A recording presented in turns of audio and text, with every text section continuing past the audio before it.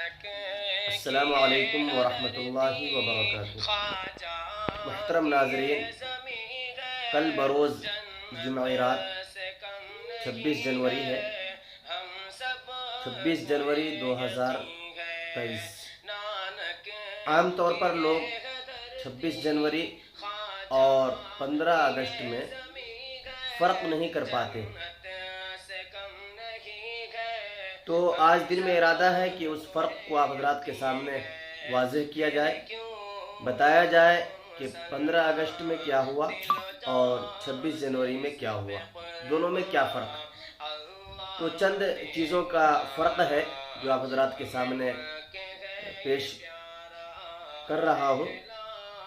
آپ حضرات اس سے اچھی طرح ذہن نشی فرما لیں، آپ کو سمجھ میں آ جائے گا کہ 15 اگست اور 26 جنوری میں کیا فرق ہے۔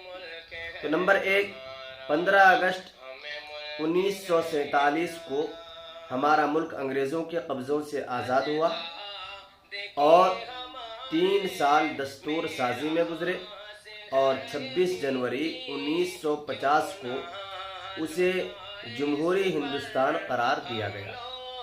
نمبر 2، 15 اگست کو ملک کے وزیر اعظم جھنڈا لہراتے ہیں اور 26 جنوری کو صدر جمہوریہ جھنڈا لہراتے ہیں۔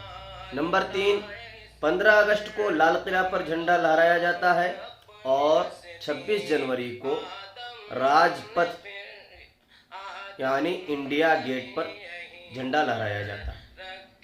نمبر 4، جھنڈا لہرانے میں فرق۔ 15 اگست کو جھنڈا لہرانے کا طریقہ یہ ہے کہ جھنڈا نیچے کی جانب بندھا ہوا ہوتا ہے، اس کو اوپر کی طرف کھینچتے ہیں اور اوپر لے جا کر کے اس کو لہرایا جاتا ہے، جبکہ 26 جنوری کو جھنڈا پہلے سے ہی اوپر میں بندھا ہوا ہوتا ہے اور اسی طریقے سے لہرایا جاتا ہے۔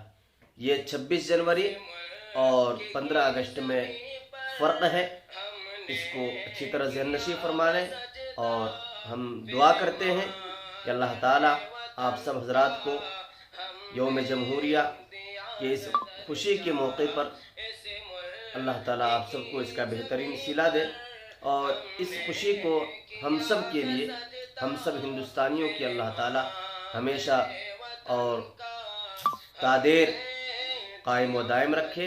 آمین۔ السلام علیکم ورحمۃ اللہ۔